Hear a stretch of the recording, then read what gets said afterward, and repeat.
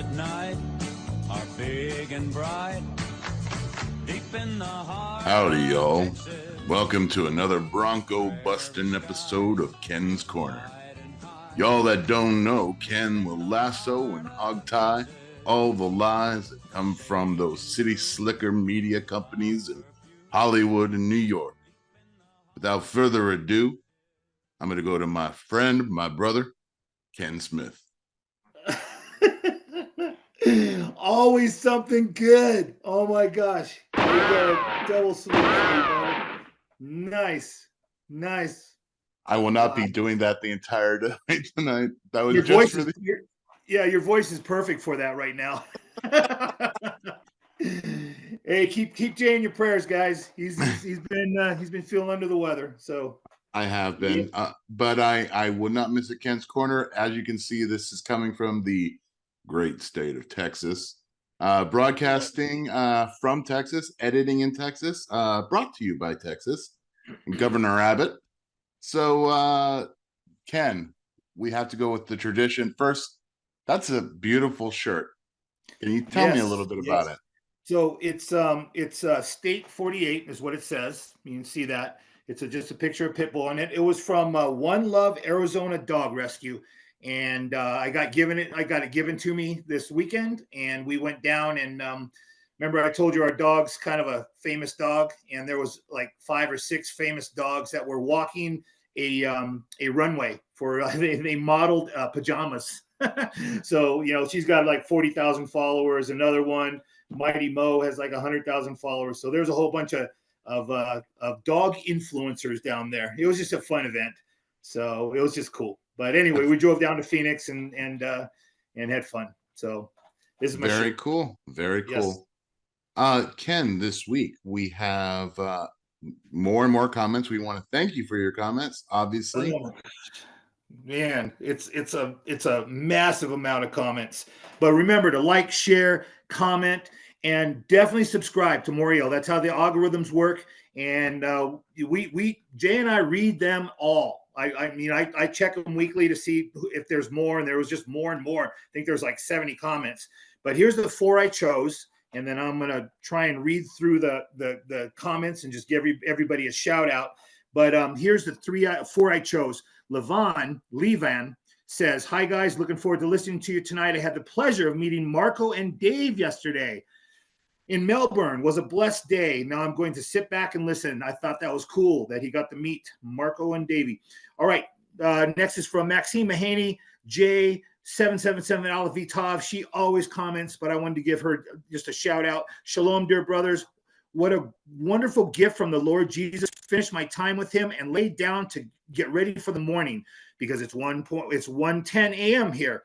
And there you guys were, so I can't go to sleep now because I have to watch and listen to my 2 favorite brothers. What a blessing both you are. That's awesome. The next one comes from Martin Wilmabor. You've heard me mention his name's Ken's Corner equals a great sense of humor, encouraging because of truth, motivating to sharing the gospel, and hope because of Maranatha. Thank you, brothers. Thank you, brothers, from the Netherlands, Martin. And the last one is from Truth Watch. Enjoying my coffee and enjoying this video this morning. God bless you. All right, I'm going to see if I can finish these in 1 minute. Here's there's 37 people we're up to.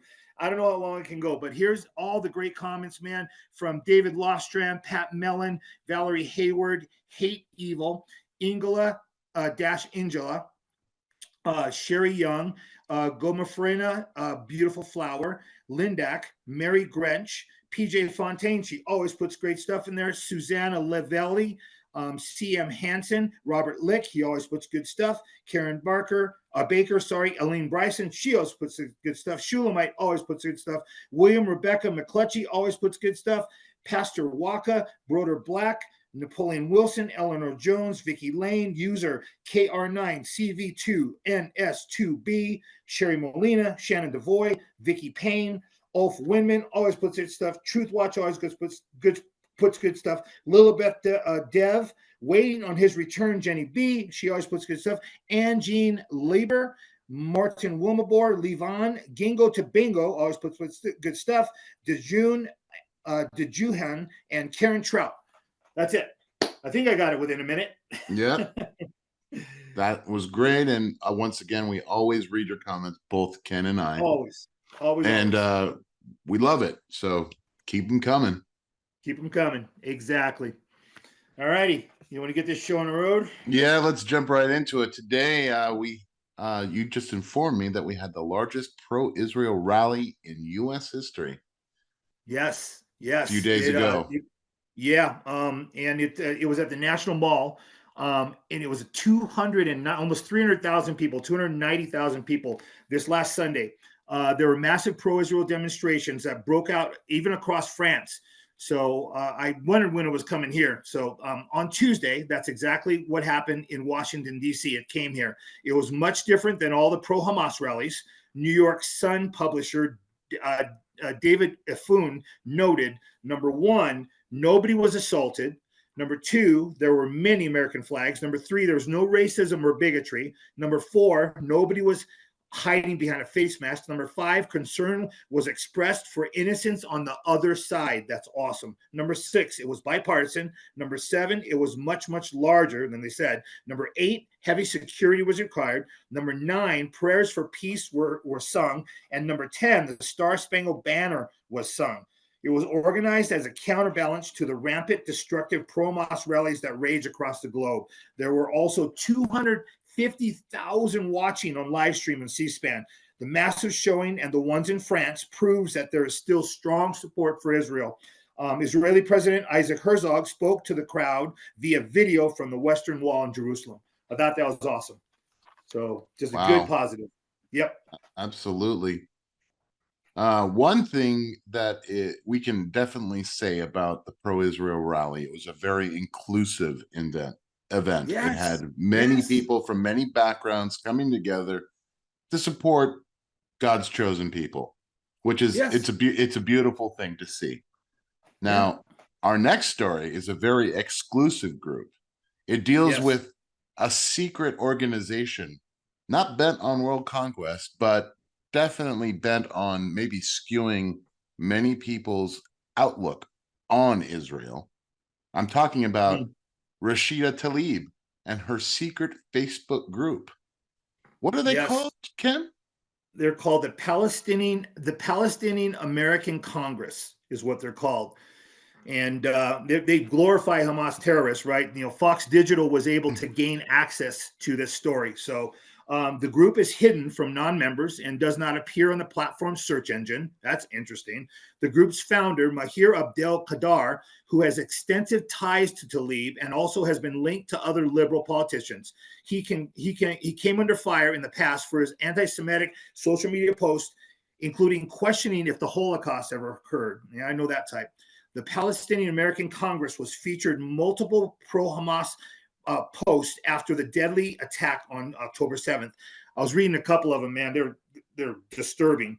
Tlaib became a member of the group 6 years ago, and she even posted in it during her 2018 congressional campaign. So she's been a member a while. Tlaib is the only Palestinian American in Congress that has faced scrutiny over her comments after the Hamas invasion and the ensuing war. So and all this stuff behind the scenes, you know, so her getting censored, all this stuff. Yeah. That's what's very interesting about that is, I never knew that the American Congress had a Palestinian branch. But I guess considering Rashida Tlaib and Ilhan Omar, I guess we're starting to grow one. It's at least budding and sprouting. And our next story can kind of explain what this group is trying to do in America, because you told me that support for Israel is dropping in the United States. In the first month, like it went down 10 points. Yes, it dropped as 68% of Americans want a ceasefire, and negotiations. And this viewpoint was shared by approximately 3/4 of Democrats and half of Republicans. So when asked what role the United States should play in the conflict, 32% of respondents believe that the U.S. should support Israel. That's down from 41%. It's almost 10%. That just a month ago. There's a growing number of Americans who favor neutrality in the conflict, 39%, which is a significant increase from 27% a month ago. So it's crazy how it's changing. You know, we're seeing it. Yeah. We see that pro-Israel march, we see that march, and then we see the people, So it's a battle, man. It's a spiritual battle. It's a spiritual battle. It is. And we do later on, we're gonna have a story showing you who is maybe bankrolling some of this change in the attitudes of people in America. Yeah. But let's not jump ahead of ourselves. Let's continue. Yeah. Let's continue with this next story, which this is devastating because I'm gonna let you take it here. This poor kid's life has been destroyed. I'm just gonna show the picture real quick, and then you can completely explain it, my friend. Yeah. So we have this picture. There we go. Yeah. So yeah, does that look like blackface? That does not look like blackface. You know, you need to show the real blackface. But he's a middle schooler. He's 11 years old, and he was accused of wearing blackface at a football game, and he was suspended for being offensive. So a middle school student in California was suspended and barred from attending sports events. So he can't attend any other sports events in his school district after he was accused of causing offense by painting his face partially black. As you can see in the picture, the boy wore black paint on the lower portion of his face and under his eyes. The boy's sense has categorized as a hate. The boy's offense was categorized as a hate incident that was deemed an offensive comment with intent to harm. That's crazy. The principal told the boy's parents he was also banned from attending future athletic events. A rights foundation that stood up for the boy argued that the school should remove the infraction from the boy's disciplinary record, lift a ban on his attendance at future athletic events, and explained how his style of eye black has been used by many athletes. Amazing. Got to destroy the kid's life, because that makes the lib superior, right? I think the parents are fools if they put this kid back in public school. He's 11 years old, and woke liberalism runs amok, right? I'm sharing this because it is just a microcosm. I'm sharing all these little events of what's coming for Christian persecution. It won't make sense. It won't make sense. So, and you won't be able to fight it. Absolutely. And let's compare this blackface to this blackface. This is say he did that 3 times? I believe he's done it 3 times, but this is a world leader who faces absolutely no consequences for this. 0. But consequences for this. If you had any inkling that there was actual justice in the world, no, justice is unfortunately waiting for the Lord's justice. Yeah. The justice of man, no such thing. Amen. Wow. As Unreal. My dad likes to say, justice no longer has any type of blindfold. She's just a voyeur of everything. Yeah, great saying. Wow. Wow. So our next topic. I'm laughing at this story. Go ahead. MSNBC claims that 45-year-olds could not do what Biden does. Please take that away, and then we'll come back to me in a second. It's first of all, if you cannot see that Biden is an 80-year-old, feeble 80-year-old man. I got some swampland I'm going to tell you. But anyway, so this is an MSNBC host, straight-faced. He said that 45-year-olds couldn't do what Biden does. Mm-hmm. Walking off a stage wrong. I mean, you look at anyway. Left-wing MSNBC is so eager to boost his popularity they cannot even admit the glaring obvious truth. MSNBC commentator Mike Barnicle broke out his best Baghdad. Do you remember Baghdad Bob? Mm-hmm. Remember when he said there are no tanks in Baghdad as a tank goes rolling behind him, right? So call him Baghdad Bob. So Barnicle insisted Biden is even more spry and vital than a 45-year-old man, and he said it with a straight face. Yeah, I wish I had that because I should have put that in there. He just spinning the facts for mentally. Yeah, it will be in there. We can do. Well, we can put a post in. That's what. Yeah, We have the definitely. magic. Put it in post. Definitely. Okay. So most people tuned into reality. Can see the joke. There's a joke of a president. Nothing more at this point. It's elder abuse, right? So the absurd Schilling showed me he either has no integrity or is detached from reality. It's a debased mind. We say that all the time. This blather is simply a blatant denial of what we have seen from this president, right? Biden is clearly not a spry vital. He's not a spry vital man. Barnacle is sold on the Biden agenda that he refuses to admit to the obvious reality right in front of everyone's face. And it's just, I can't believe he said that with a straight face. Well, Can't believe it. I have to jump in here real quick because I am 44. I will be 45 in December. And I would like to state for the record that as a almost 45-year-old, like Biden, I can take naps at the UN. I can trip and fall down walking upstairs. I can. Yeah. I can obliterate the economy with poor decisions. Trust me. Just ask my creditors from when I was 20. And I can lie and tout my achievements that aren't real too. So Absolutely. You know what? I can definitely tango like Biden at 80, 85. Move it. 80, yeah, you can move it. Oh yeah, absolutely. Oh man. So I take umbrage with that. I can do all the things that Biden does, and I can do them better at 45. Oh, that's awesome. I can do them better. I can do them way better. Way better. I don't want to. I don't want but to, but I can do it way better. Oh, you have to laugh sometimes. That's all our show is. We laugh at disaster, but it's like Jesus is coming back, man. Maranatha. Yep. Yeah, either that or I'm going to him. So yeah, either way, I kind of win. Yes. Let's talk about Bill Gates, who has recently, through some of his actions, has gone up on my list of potential antichrists. Let's talk about how he's ushering in an antichrist system. Take it away, Ken.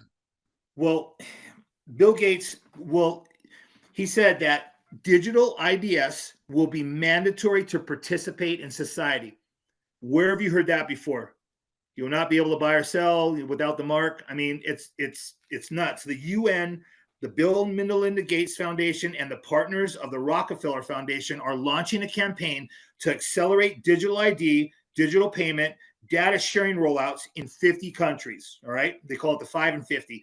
The United Nations Development Program, UNDP, has announced plans to roll out digital IDs worldwide by the year 2030. We hear that number all the time, and they will be mandatory for people who wish to participate in society. It's crazy how they just kept saying that. Part of the 50 and 5 campaign.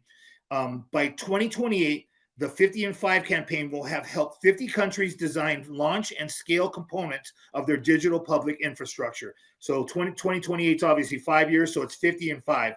If you are a citizen of the UN member state and your government, i.e. taxpayers, are contributing to various UN efforts and you feel uneasy or insufficiently informed about all this, well, too bad. They're going to do it anyway. They're going to go ahead with it. They don't care. Yep. I read that will be mandatory to participate in society. You will not be able to buy or share. I mean, it's just these little clues of what's coming. By the way, as a side note, I have to say this. Today, I had a lot of trouble logging into Outlook, which is, of course, Microsoft.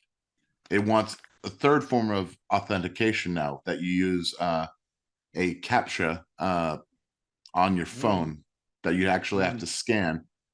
And I got locked out of my email account at work because I will say this, Microsoft doesn't really work that well. And there's no support.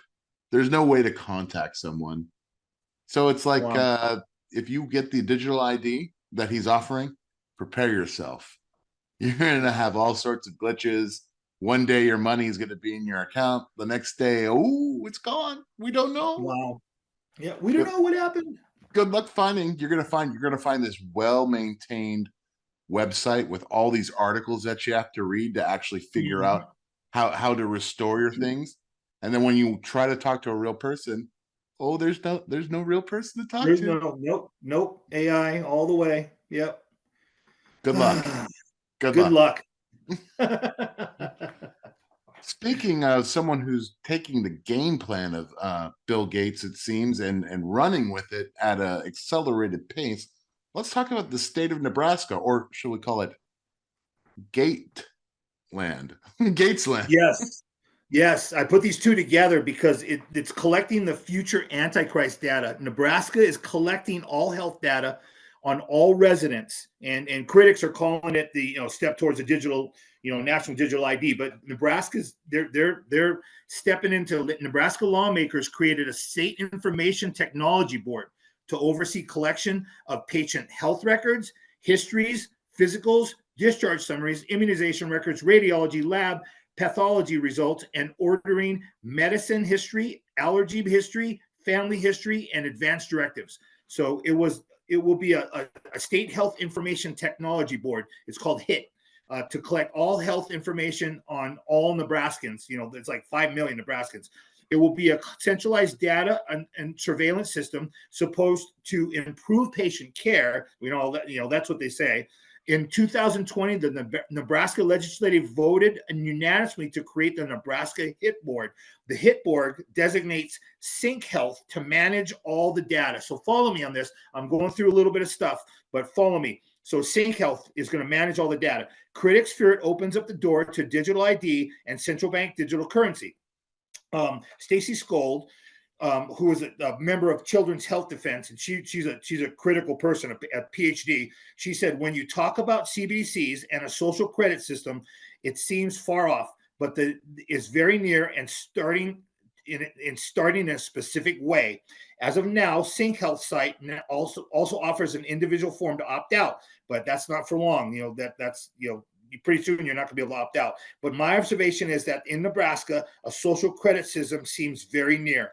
So Skold and other climate chapter members began monitoring the HIT board meetings on Zoom. So you can publicly monitor the Zoom meetings, and they were horrified to learn that while Sync Health is based in Omaha, it is a member under its old name of Carin Alliance, CARIN Alliance. Carin is a global multi-sector nonprofit with giant healthcare and digital organization members like Google, Microsoft, Amazon, Cigna, CVS Health, ARP, so many.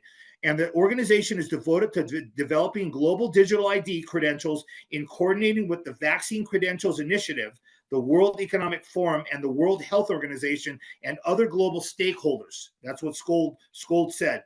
And here's an attorney and a digital privacy expert. He said, just as logging companies first build logging roads before they start logging, so too tech companies first build inroads to your account before they harvest your data. I thought that was fabulous. His name is Greg Glasser. And he went on. These next 4 quotes are his. He went on. Nebraska was selected as a testing ground for this new clear-cut medical data. They are pushing smart healthcare cards, which are vaccine passports designated to integrate seamlessly with the future globalist digital ID. He also went on. Vaccine passports are the smaller road that connects to the larger highway of digital ID. See how that happens? And here's a last quote. Tell others that digital ID is coming, and it's not cool to get the digital ID. That's it. So the acronym for this is HIT, right? HIT, yeah. What does that stand for again? It stands for Health Information Technology Board. So it's to collect all health information on all Nebraskans. And now there's an like I said, as of now, Sync Health site also offers an individual form to opt out, but that's coming to where you got to be in there. So you know how they do it. They just slowly, just incrementally in. Look what they did with everything of the pandemic. Yeah. It's crazy. One thing I have to mention is if this board gets a hold of your information, the thing that will be taking the hit is your quality of life. Yes. Yes. Absolutely. Absolutely. Let's move on to here. Yes, we have the Oh, yes. two wonderful people that we wanted to talk about. We have the Soros replacement. Let's talk a little bit about this wonderful couple. I'm just keeping an eye on this guy. All right. It's a Connecticut born multimillionaire. Let's get the picture up. And you recognize his wife as the Code Pink lady, Yep. you know, raising all kinds of havoc back about 20 years ago with the Iraqi war. But anyway, so Connecticut-born multimillionaire tech mogul Neville Roy Singham and his activist wife Jody Evans, who are helping bankroll groups behind the pro-Palestinian protests across America. Neville Roy Singham, who was once probed by the FBI for his anti-U.S. beliefs. Funny, they live in the U.S., right? And prosperity for all. But anyway, has been the main funder of People's Forum since 2017. The firm has co-organized at least 4 pro-Palestinian protests since October 7th. The People's Forum is based in Midtown Manhattan and has 13.6 million in total assets. The company's executive director even called the recent Washington, D.C. March for Israel. So the march that I said, he called it a pro-genocide march. Anyway, Neville Roy Singham, his wife, Jody Evans, is a former Democratic political advisor and the co-founder of Code Pink. She was once a critic of China. Now she vocally supports it, of course. But I'm just keeping an eye on this guy. I'm throwing these people out there, just keeping an eye on this guy. So follow the money. Follow the money. Yeah, he sold. Yeah, it's crazy. Interesting couple there. Good friends of George Soros, I'm sure. Now, of course, I put Soros replacement at the top as a note. Well, yeah, yes. I don't know. Could be. I think his son's. Yeah, his son's pretty much there. Yeah, his son will carry on the legacy of good old George. Yeah. This next one is a story of. I mean, it's a blessing actually. It's an act of Persian subterfuge. I love it. Well, I'm watching Iran in a lot of areas. Yeah, but yeah, it's a the Iranians are secretly translating the Bible into their languages to share Christ with their people. So as the underground church continues to grow in Muslim-majority Iran, Bible translators are putting their lives on the line to bring the gospel into the local dialects so that their friends and neighbors can have access to the written word of God for the first time. Through the work of the translation agency Unfolding Word, Christians in Iran and across the globe have been able to translate the gospel themselves into more native languages. So a representative of Unfolding Word said, check this out, there are 1.45 billion people in the world who speak about 5,500 languages that do not have the Bible in their language. That was a crazy stat that I shared with you. I didn't know that stat. The church has expanded exponentially in the last 20 years. And what these folks have learned is that if you can lead someone to Christ, but if you don't have a church, they don't survive on their own. You can start a church, but if that church doesn't have the Bible in its language, it will typically last one generation. How crazy that's a stat and a half. In Iran, there are many churches operating underground, and there are thousands of underground churches in many other parts of the world. The Unfolding Word works with church leaders around the world who are seeking to establish their churches in sound doctrine, but lack access to Bible translations in the language their people speak. I just thought that was a great story, showing that God's word.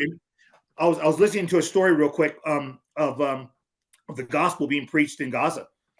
That was it. And I didn't get that in because I just saw the story last night. So I'm going to study that and see that. And that's probably next week. I look forward to that. That's wonderful to hear. Our next story, not to take away from the fact that the gospel is being preached in Iran. That is such a blessing to hear.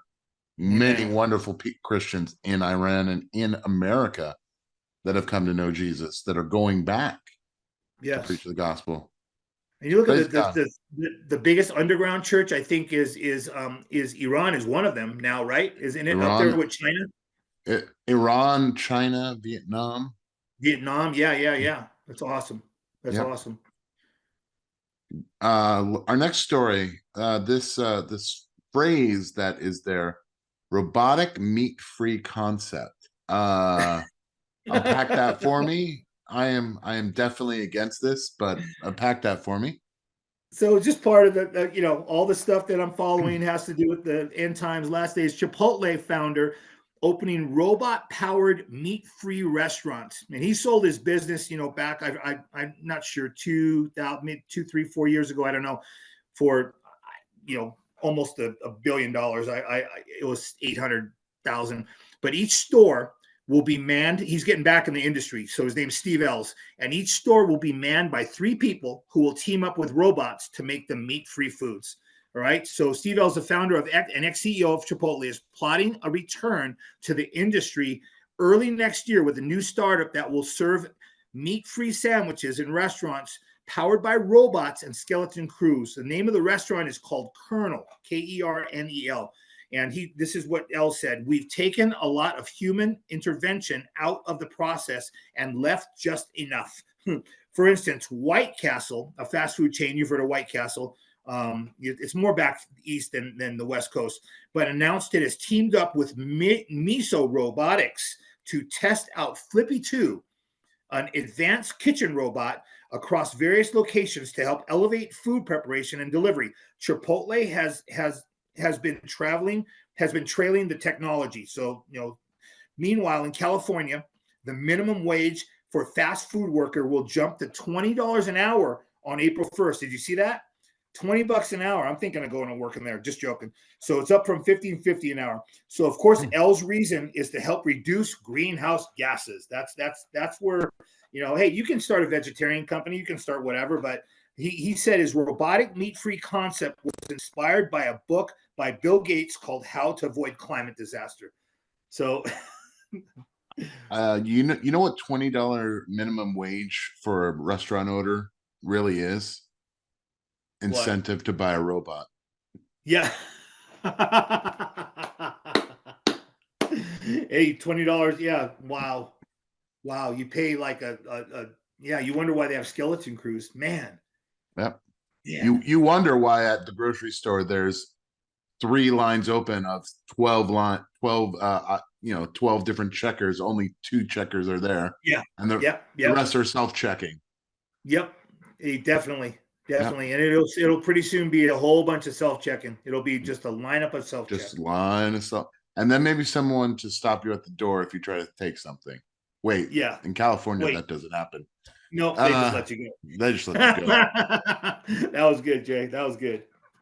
Let's talk. You gave this next story to me, and I think you're right. This is a schematic. This is a diagram of the mind of someone who is been given over to a based mind. Revelation 16 is the chapter that you gave me. Let's talk a little bit about Megan Rapinoe. Yes. Well, just a little reminder of what a reprobate mind looks like, a rebellious person, right? So we already know, but I just thought this headline is just a precursor to the people in the last days shaking their fists at God. And that's the one I was talking about, the Revelation. I shared the Revelation 16 verse with you.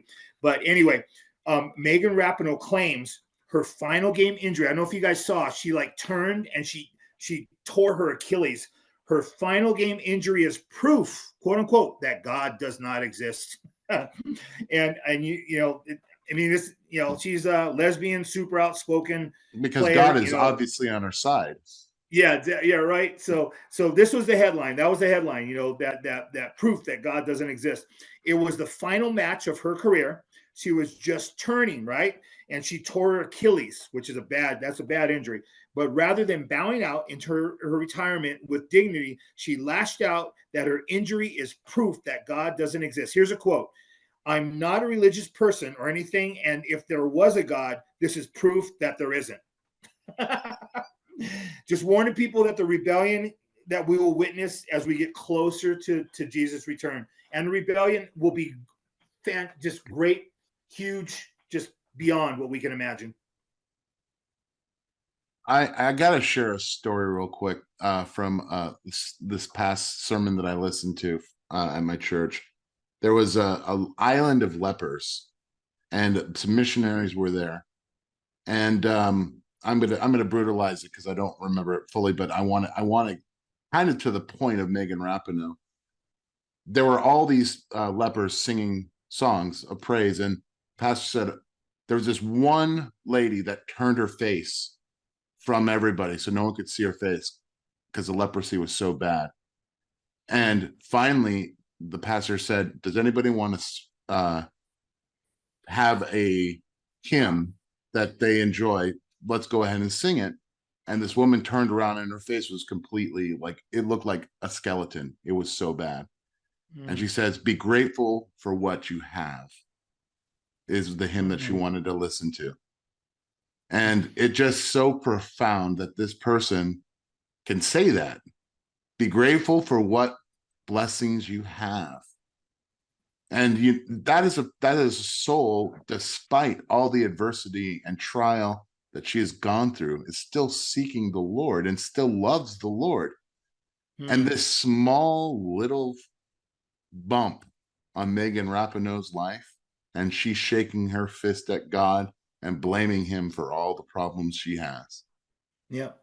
I listened to that message. It was Joe's. I just listened to that message today on the way to jiu-jitsu and back from jiu-jitsu. It's called the 9 and the 10 or something. The 9 and the 1.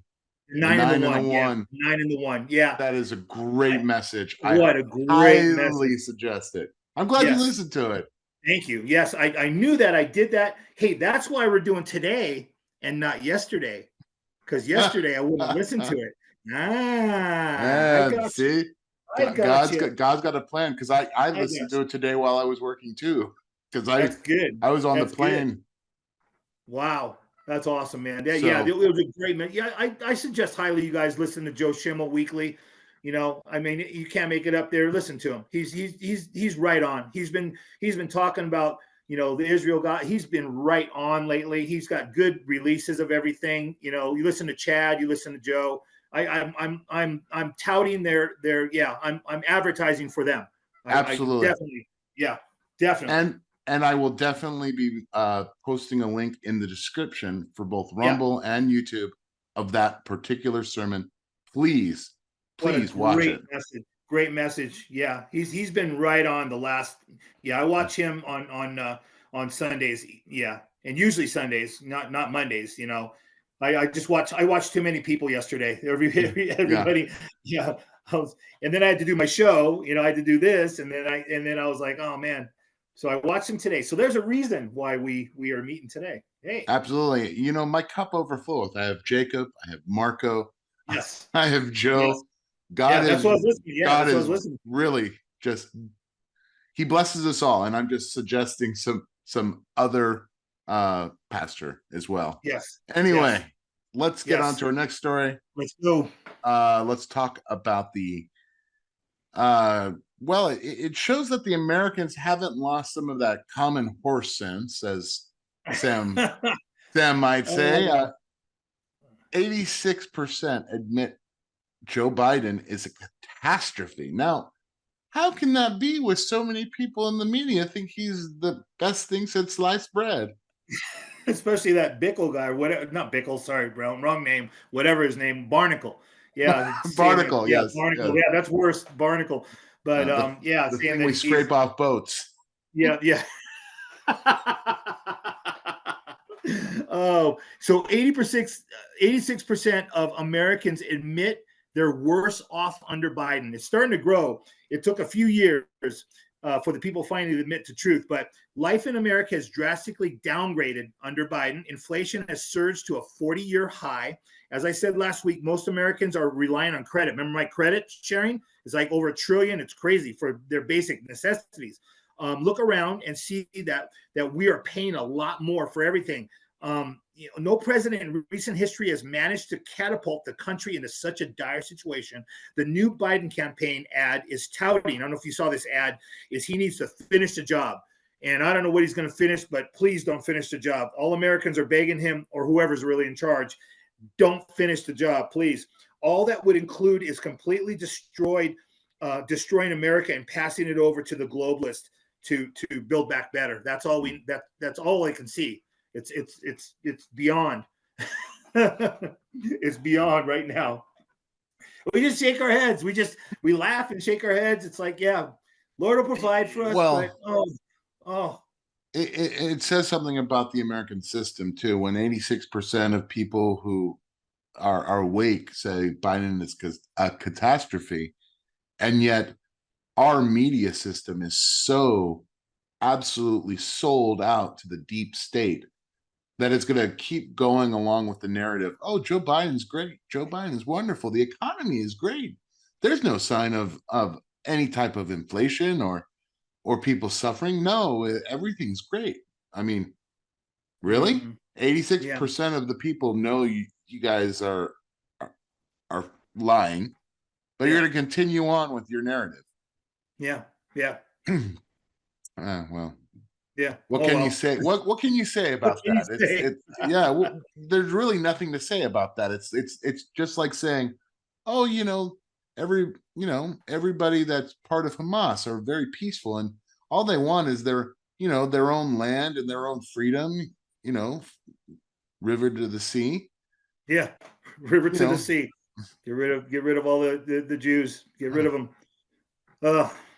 Yeah, there's nothing to and they don't understand what they're saying. Just like last week, that little snippet that the girl was painting on the sidewalk, and the guy goes, "Do you know what river to what sea?" And she's like, "What? You know what? Do you know what river you're saying to what sea?" And she's like, "No." And he goes, "Well, you're preaching river to the sea, so you should know what river to the sea." It's like, "Oh, I don't think I should talk to you." Yeah, shouldn't talk to anybody who might actually educate you. Yeah, definitely. Let's talk about the true face of insurrection. Now, do you want me to play the video first? Yeah, play the this is the January 6th. This is just a little short excerpt of a guy shaking hands. This is the January 6th excerpt. And then I did not put in shakes hands with the law enforcement right there. This is the January 6th people. Very interesting. You know what? Let's watch it again. He tapped him on the shoulder. He tapped him on the shoulder. He's like, "Hey, buddy, how you doing?" It's like, I would be scared if I was there. Hours they just released this. There's 40,000 of hours they just released to this. The Speaker of the House just released it. And yet we're still going to continue down again with the narrative that is bought and sold by the DNC that this was a violent insurrection. Yeah. And you should see them. The House offices locked down as lawmakers are evacuated from Democratic National Convention protest. I mean, they were. So this is what a real insurrection looks like, right? So law enforcement clashed with protesters pressing for a ceasefire. It was the Israel-Hamas thing. So there were arrests made, but I wonder how many of them will be sentenced to 25 to 30 years, like the ridiculous actions taken against the January 6 people. I mean, when I reported on that a couple of weeks ago, I could not believe the three top guys were like 30 years, 28 years, 25 years. I couldn't believe that. I mean, one guy wasn't even in town, right? The head honch, he wasn't even in town. And it was crazy.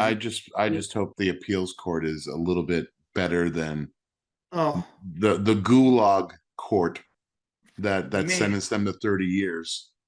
But so the Capitol Police said 6 officers were treated for injuries. And funny, I don't remember any of that in the January 6 events. I know there was the guys that went home and committed suicide or something like that. It was just weird. But one House Democrat told Axios, "It scared me more than January 6th. So this was definitely not a peaceful protest. And I don't think the left knows how to protest peacefully. I don't know. But the police were wearing gas masks. I remember the police wearing gas masks during the January 6th. But in fact, they just released the footage of the January 6th event. And it looks like in the video that the police were escorting the people around the Capitol building. So, yeah.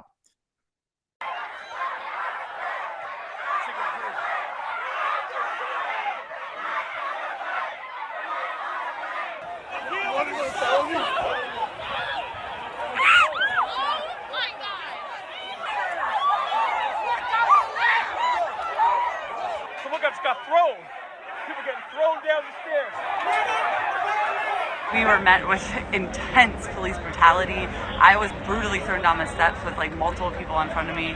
On top of me, people were maced and pepper sprayed.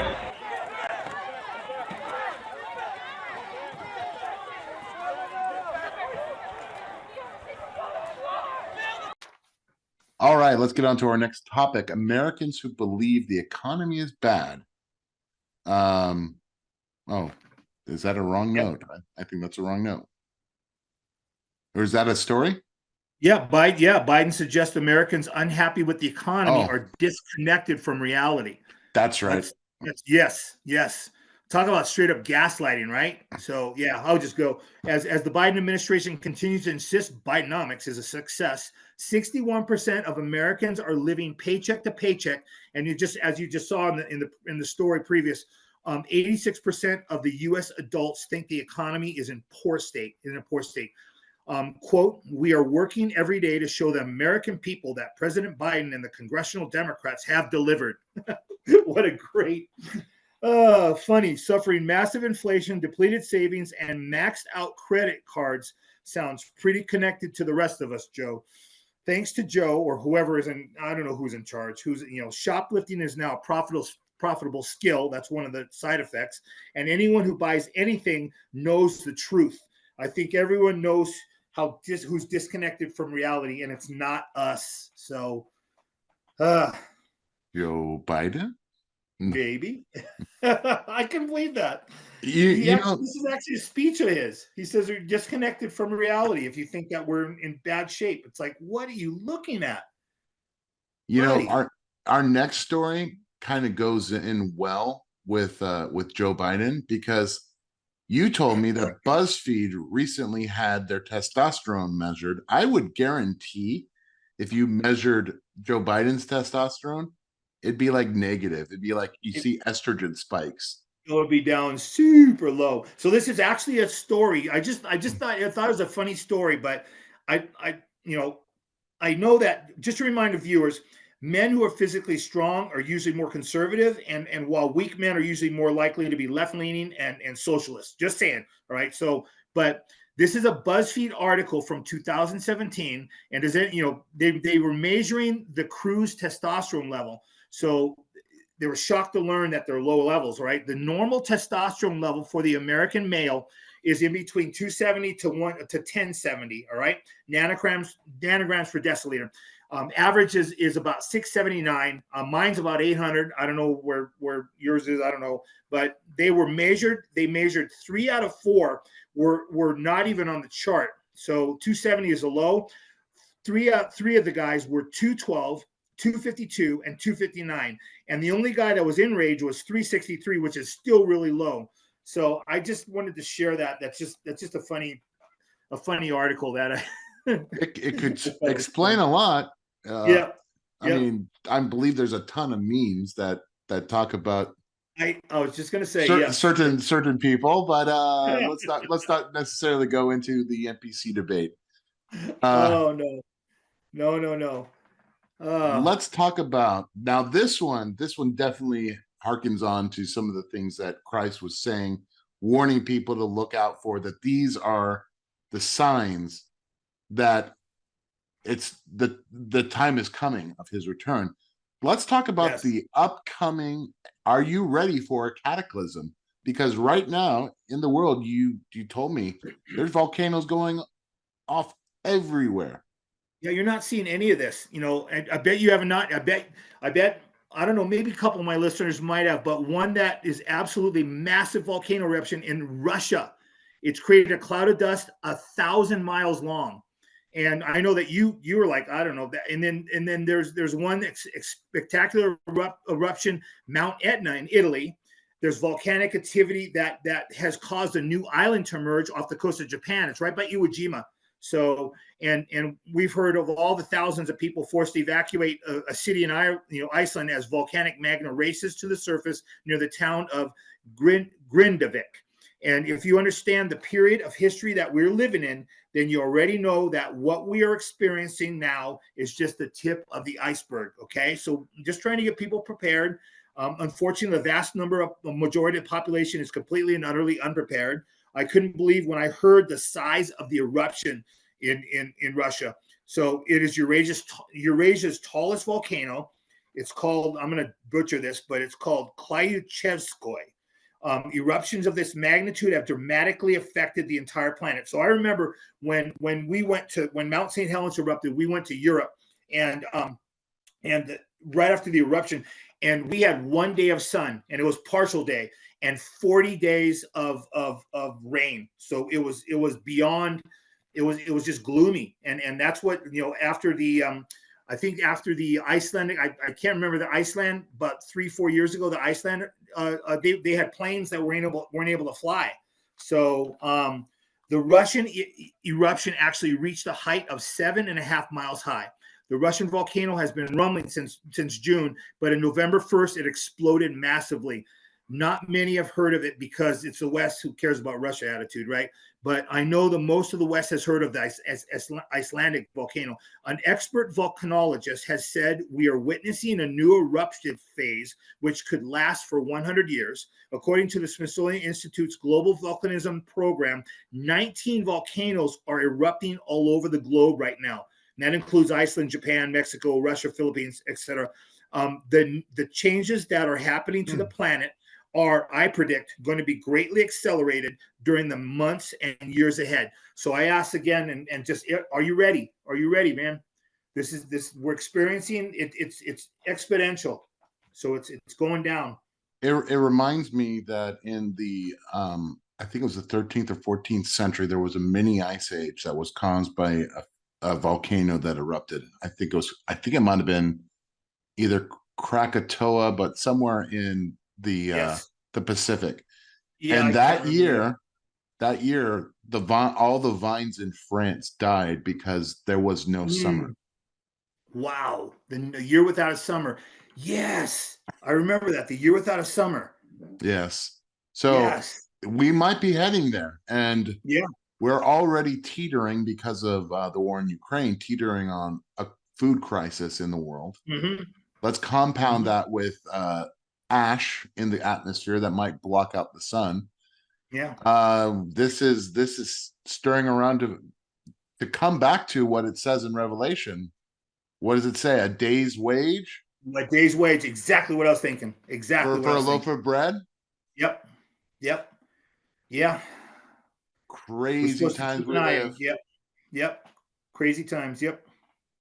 Just remember, you can always take your true sustenance, as Paul pointed out. Physical exercises profits a little. Yes. But stretching and exercising the spiritual is much more profitable and has much more of a reward to it. So now's the time to crack that Bible open and read. That's the best bread you can have. Amen. So let's talk about this next story. We have a video. We'll watch the video first, and then you can break it down. But if you want to know who sold the West out, if you want to know.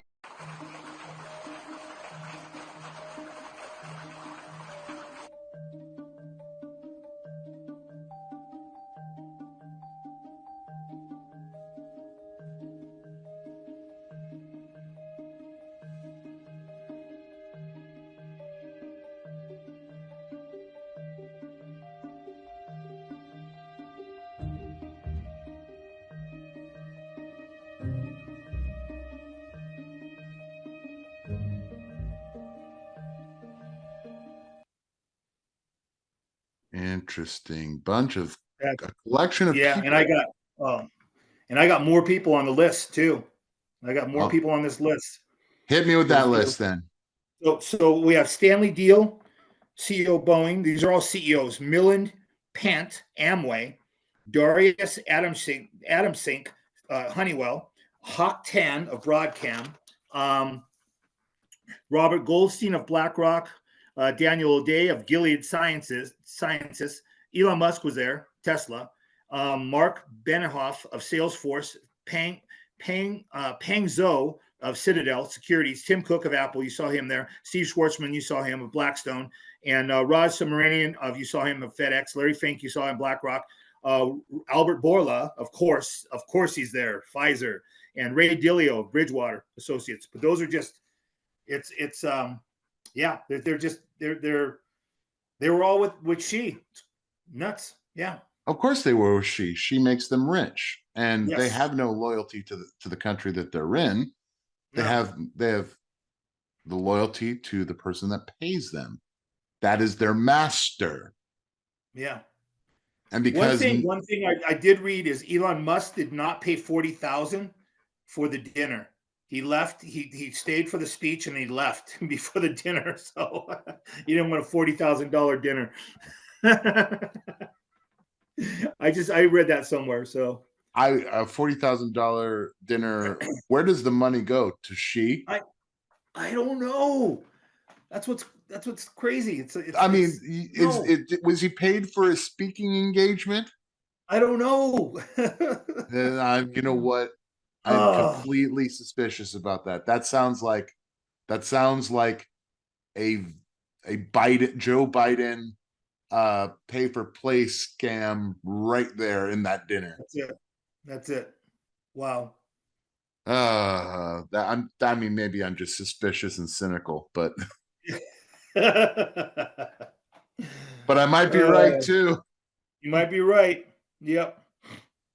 Speaking of cynical, let's talk about the top 20 states for adultery.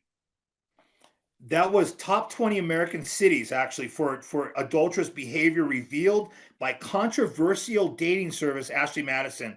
So Ashley Madison caters to married people and uses the slogan life is leftist. Hey, same thing. Life is short, have an affair. That's actually their quote. That's actually their slogan. They actually did surveys and researched the hotspots across America when it comes to adulterous behavior. And here's the cities. I'm just going to read them, the top 20 cities. Number 1, Miami. Number 2, Orlando. Number 3, Atlanta. Number 4, Las Vegas. Number 5, Tampa. Number 6, Cincinnati. Number 7, Minneapolis. Number 8, St. Paul. Number 9, Buffalo. Number 10, Pittsburgh. Number 11, Denver. Number 12, Cleveland. Number 13, Tucson. Number 14, Colorado Springs. Number 15, Anchorage. That was interesting. Number 16, Bakersfield. Number 17, Aurora. Number 18, Seattle. Number 19, Washington, D.C. Number 20, Portland. The owner of Ashley Madison says more right-leaning people tend to sign up, pointing out that 3 of the top 5 are in Florida. That was interesting. Yeah, Miami, Orlando, and Tampa in the top 5. But if you're wondering why California is not even on the list, he says that adulterous behavior is so normalized in California that they don't even need a site like Ashley Madison. So he said also our existence shows people that monogamy doesn't work for a significant portion of the population. This is all propaganda. That's propaganda. called our bottom line is making money by having people commit adultery. Therefore, monogamy does not work. That's just a look into the future. That's absolutely. just a look into the future. Yeah. Ken, we're coming in on our time here. Why don't you run through the top 10 headlines and we'll close with that. Yep. Let me do that. So top 10 headlines that did not make it to the news. Fulton, number 10, Fulton County Elections Board discovers missing ballots from November election. Interesting. Number 9, New York mayor announces funding cuts to schools and New York PD officers due to migrant costs. Number 8, Elon Musk says all 50 states should mandate voter ID for the 2024 elections. Interesting. Number 7, Trump plans mass deportation, if elected, of undocumented immigrants. Number 6, California Governor Gavin Newsom admits the only reason Democrat leaders cleaned up San Francisco was to impress elites. You saw that video. Yes, I did see that video. Yeah, that is a great video. Number 5, the special counsel handling Biden's classified document cases announces they will not charge Biden. That's interesting. Number 4, Derek Chauvin files motion to overturn conviction for murder of George Floyd, claiming new evidence shows he didn't cause Floyd's death, which he didn't. Number 3, Peru Congress passed a law giving constitutional rights to life to unborn babies. Yay. Number 2, Representative Matt Gaetz filed a formal ethics complaint against former Speaker McCarthy for assaulting Representative Tim Burchett. Number 1, Trump hater Michael Rappaport says he'll vote for Trump over Biden because we need to get this whole situation under control. And extra, the new January 6th footage just released shows Matthew Perna, who committed suicide after DOJ enhanced prosecution, calmly walking through the Capitol alongside police. And the prosecutors added terrorism to his sentence, and that's when he committed suicide. So that's just sad, really sad. That's very sad. Yep. Anyway, Ken, I just wanted to say thank you all for watching this special Thanksgiving episode. We will have another episode. We're not having an episode next week. We're off next week. I'm out of town, so we're off next week, and so I'll make sure to keep you guys all informed. Though I'll make it a double show 2 weeks from now. All right. So thanks for watching, guys. Thanks for tuning in. Thank you so much. Sounds good. And Buckaroos, while the great state of Texas, the Lone Star State, stands, you can be assured that there are still people praying and still people giving their good and wonderful time to the Lord in prayer time and in fellowship. So we love you. God bless you. Take care.